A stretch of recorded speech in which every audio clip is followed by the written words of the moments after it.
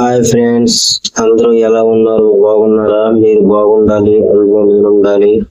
ఈ రోజు మా తలకాయ మేకపోతు తలకాయ చూడండి ఫ్రెండ్స్, ఎలా కాలుస్తున్నాము చూడండి. మేకపోతు తలకాయ అండి ఇది. చూడండి తలకాయ. మార్కెట్లోకి వెళ్ళి కొని తెచ్చామండి. ఇది మేకపోతు తలకాయ అండి. ఫస్ట్ ఆఫ్ ఆల్ ఇలాగ కోసుకోవాలి. కడిగేసిన మా తలకాయని వేరే దాంట్లో వేసుకుంటున్నాము. అందులో నుంచి కడిగేసి ఇందులో వేసుకుంటున్నాము. తాలింపు కోసం ఉల్లిపాయలు కోస్తాం చూడండి. తాలింపు కోసం మా తలకాయ మాంసం అంతా రెడీ అయిపోయింది.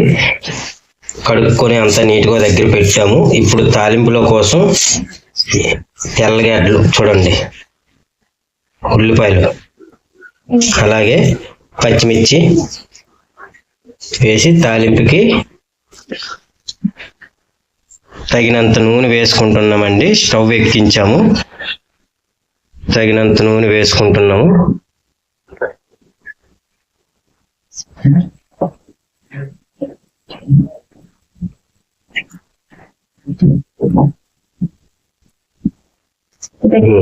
బిర్యానీ ఆకు మసాలా, బిర్యానీ మసాలా అన్ని ఐటమ్స్ వేసాము. అల్లం వెల్లుల్లి పేస్ట్ అన్ని వేసాక ఒక దఫా అలాగే గంటితో తిప్పాలి చూడండి. ఇప్పుడు అందులో మటన్ వేసుకోవాలి. తలకాయ మాంసం అవ్వండి వేసుకున్నాం. వేసుకొని మొత్తం ఒక దఫా చుట్టూ గంటితో కింద మీద మొత్తం తిప్పాలి. పసుపు వేసుకోవాలి తగినంత. దానికి తగినంత పసుపు వేసుకోవాలి. అలాగే సాల్ట్ కూడా యాడ్ చేసుకోవాలి. దానికి సరిపడిన సాల్ట్ యాడ్ చేసుకోవాలి. ఆ రెండు వేసాక మొత్తం ఒక దప్ప కలపాలి. అవ్వండి అలా కలుపుకోవాలి. మొత్తం కింద మీద మొత్తం కలిపేసాక కాసేపు మూత పెట్టాలి. చూడండి. తర్వాత మూత తీయాలి. మూత తీసేసరికి చూడండి ఎలాగైందో. దాంట్లో ఇప్పుడు గంటితో కలుపుకోవాలి. చూడండి మరొకసారి గంటితో కలపాలి. సరిపోయినంత దానికి తగినంత కారం చూడండి, కారం వేసుకోవాలి. ఆ రెసిపీకి సరిపోయినంత కారం వేసుకోవాలి.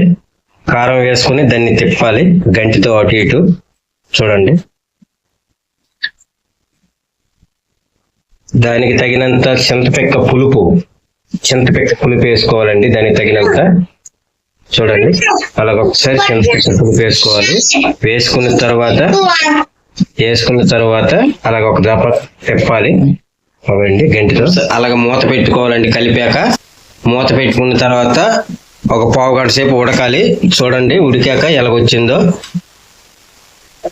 మధ్య మధ్యలో వచ్చి కలుపుతూ ఉండాలండి. మూత తీసి మధ్య మధ్యలో వచ్చి కలుపుతూ ఉండాలి.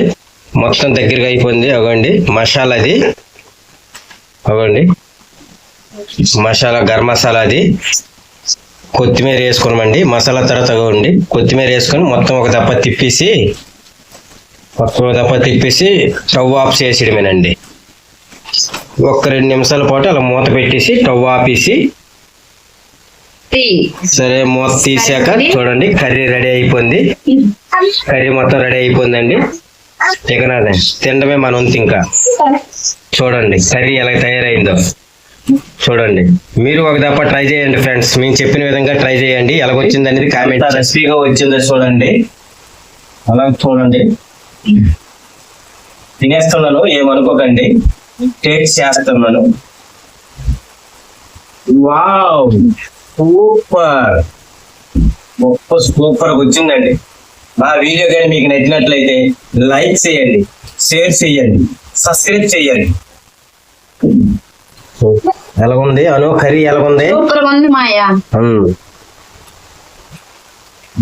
కర్రీ చూడండి. అవ్వండి కర్రీ ఎలాగొచ్చింది. బాపా కర్రీ ఎలాగొచ్చింది? సూపర్ ఉందా?